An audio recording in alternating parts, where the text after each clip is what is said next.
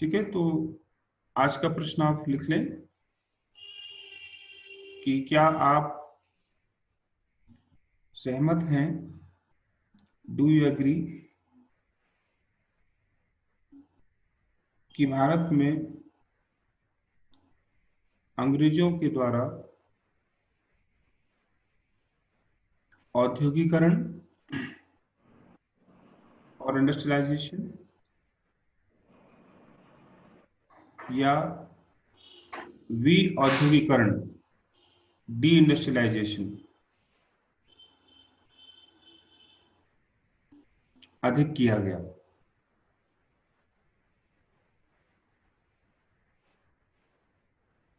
तो इस क्वेश्चन की आंसर की ड्राफ्टिंग में आप लोग सबसे पहले औद्योगिकरण क्या होता है ये आप बताएंगे। ठीक है, कुछ लोग ये मानते हैं कि औद्योगिकरण हुआ है तो उसका एग्जाम्पल देंगे, कुछ लोग मानते हैं कि औद्योगिकरण नहीं हुआ, इसका एग्जाम्पल भी देंगे, और अंत में हमारा कंक्लूजन आ जाएगा कि हमें क्या अंतिम राय बनानी है इस बारे में अपनी। ठीक है,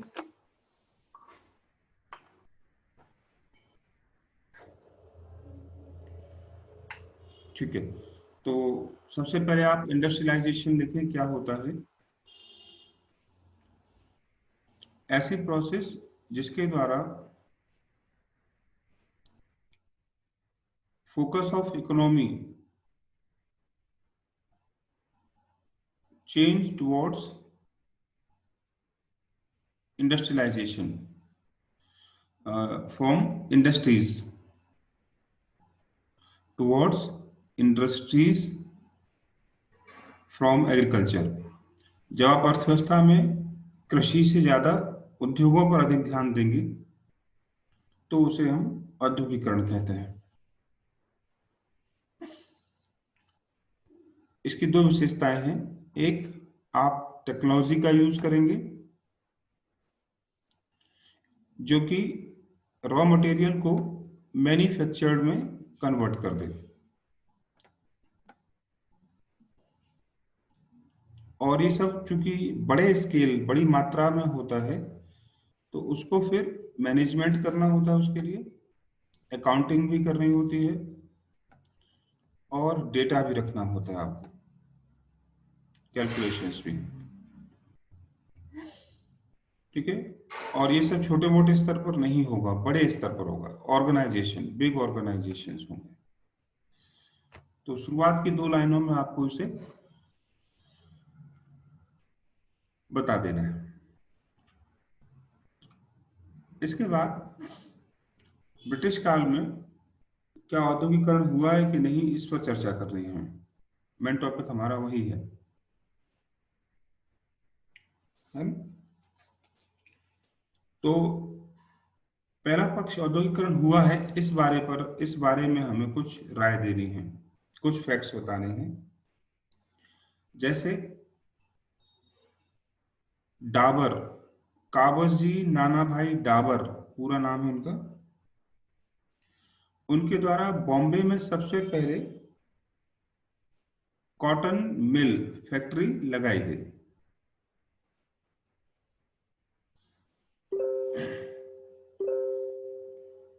ठीक है, बॉम्बे में 1853 में। लेकिन इससे पहले भी एक फैक्ट्री लग चुकी थी 1818 में कलकत्ता में, लेकिन वो फेल हो गई, काम नहीं कर पाई। तो माना जाता है कि भारत में सूती वस्त्र उद्योग, कॉटन टेक्सटाइल का इतिहास डाबर समूह द्वारा दिखाई देता है। इसके बाद नागपुर में टाटा समूह द्वारा लागू की गई, लगाई गई।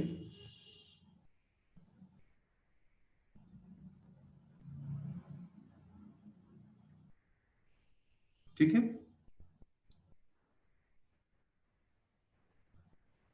शुरुआती दौर में टेक्सटाइल में पारसी यानी ईरानी लोगों का वर्चस्व दिखाई देता है।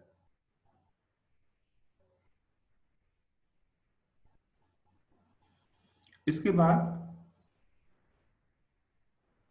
दूसरा उदाहरण जूट या पटसन से लगता है।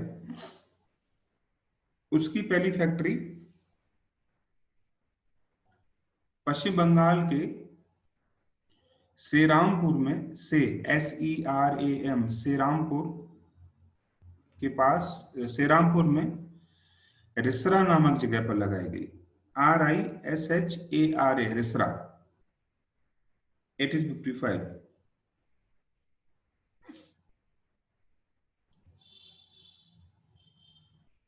आरंभ में ये काम ब्रिटिशर्स ने किया, उनका डोमिनेंस था जूट में, क्योंकि जूट जो बोरियां बनती हैं ना, उनके काम आती है।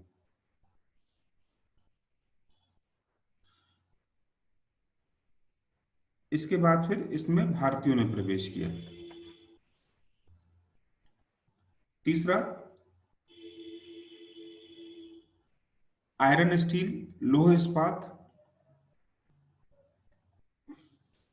इसमें 1907 में टाटा समूह के द्वारा, 1907 में टाटा ग्रुप द्वारा बिहार में एक प्लांट लगाया गया, जमशेदपुर में, आज झारखंड में है वो।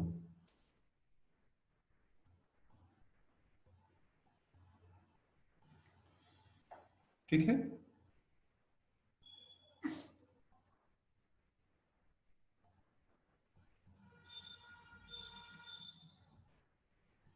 इसके अलावा आप लिखेंगे कि पहला प्लांट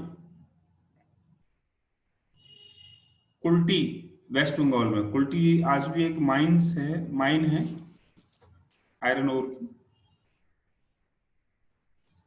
वहां भी खोला गया।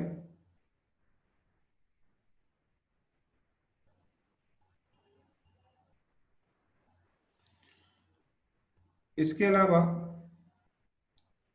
टाटा ने एक हाइड्रो पावर लगाया।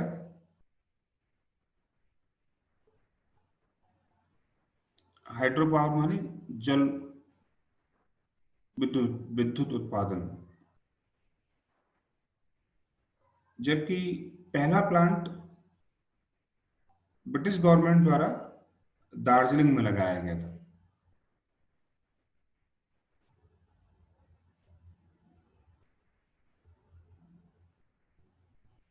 ठीक है। ये सब उदाहरण है कि एक तरफ क्या दिख रहा है, इंडस्ट्रियलाइजेशन हुआ है।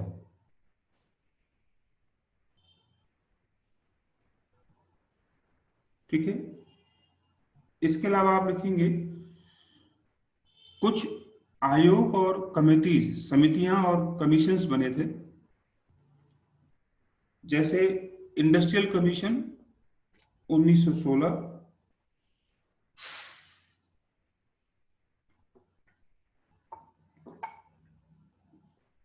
है ना।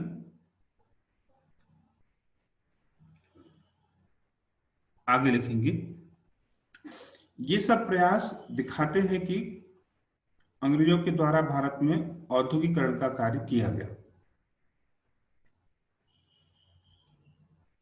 जिसका समर्थन, अब नाम भी लिखेंगे, Daniel Thorner, THARNAR, Thorner, Morris D Morris,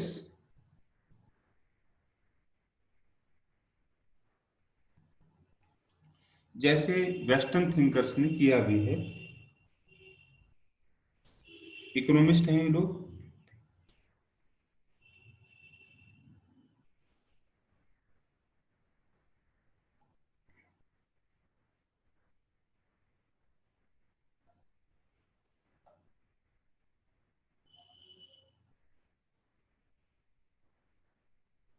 ठीक है। ये लोग मानते हैं कि अंग्रेजों की वजह से भारत में रेलवे, बैंकिंग, शिपिंग, जहाजरानी,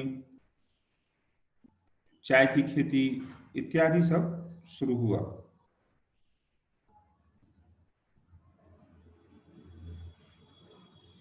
अब इसके विपरीत देखते हैं। कुछ लोग मानते हैं कि उल्टा हानि पहुंचाई इन्होंने हमारे उद्योगों को। ठीक है, और वो उदाहरण आप पिछली क्लासेस में देख चुके हैं। उन्होंने हमारे ग्रामीण शिल्प और शहरी हस्तशिल्प को बहुत बड़ी ठेस पहुंचाई। हमारे क्राफ्ट्स को, आर्टिसंस को लॉस पहुंचाया। कई सारे उद्योग अंग्रेजों के द्वारा जानबूझकर बंद करा दिए गए। ठीक है, तो वो बात आपको फिर से बताने की आवश्यकता नहीं है कि आपने पिछली क्लास में जो दुष्परिणाम दिखाए थे अंग्रेजों की आर्थिक नीतियों के, उन नीतियों का परिणाम ये था कि भारत के कई लोग जो स्मॉल इंडस्ट्रीज में लगे थे, कॉटेज इंडस्ट्री में लगे थे, घरेलू उद्योगों में लगे थे, भले ही वो संगठित नहीं थे, बड़े लेवल पर नहीं थे, लेकिन उत्पादन तो हो ही रहा था, उनको बंद कर दिया या उनकी वजह से वो बंद हो गए। लिख लेंगे इस बात को आराम से। ये बात कहने वाले थिंकर्स को नेशनलिस्ट, राष्ट्रवादी विचारक कहा गया है। राष्ट्रवादी विचारक कहा गया है, जिसमें दादा भाई नौरोजी,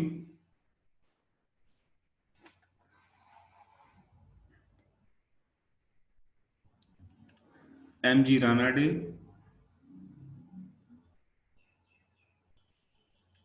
और जवाहरलाल नेहरू भी जैसे लोग भी हैं।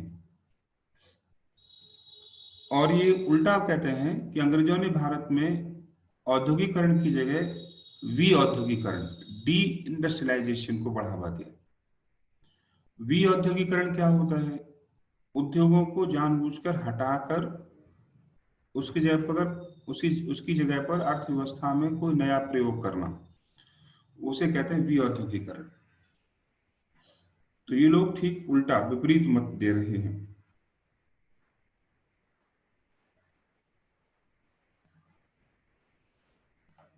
ठीक है,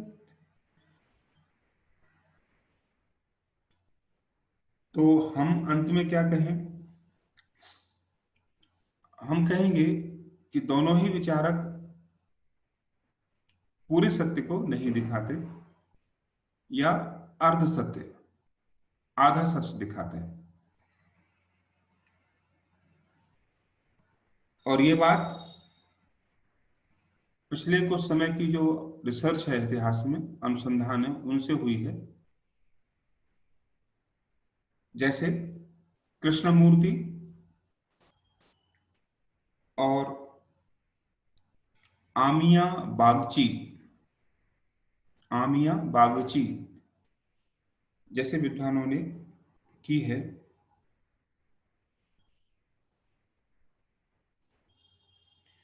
उन्होंने कुछ फैक्ट्स दिखाए और कहा, लिखिएगा आप इन फैक्ट्स को, कि 1901 में जब जनगणना हुई बिहार की,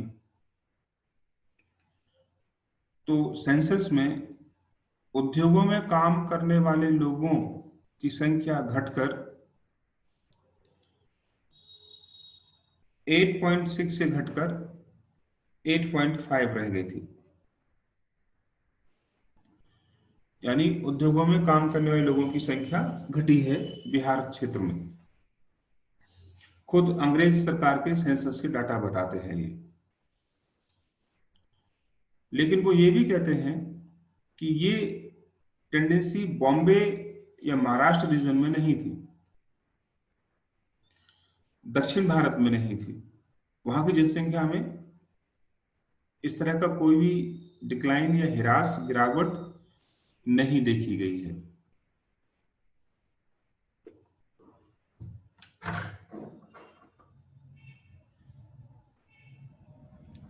ठीक है, अंत में हमें क्या कहना है वो भी समझ लो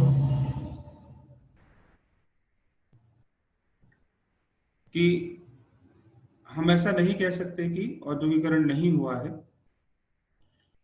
कुछ क्षेत्रों में, जैसे हमने उदाहरण दिया था बॉम्बे का, बंगाल के कुछ क्षेत्रों का,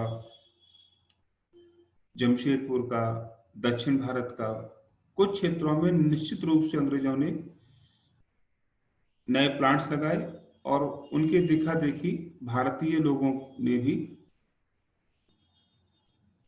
ये काम किया है।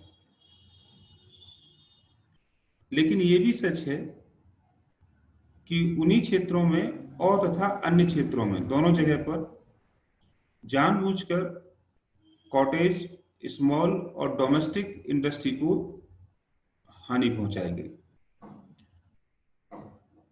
तो नए तो लगे हैं, निश्चित रूप से नए लगे हैं, बड़े स्तर पर लगे हैं, लेकिन वो किसकी कीमत पर लगे? छोटे उद्योगों को विस्थापित करके, उनका पतन करके।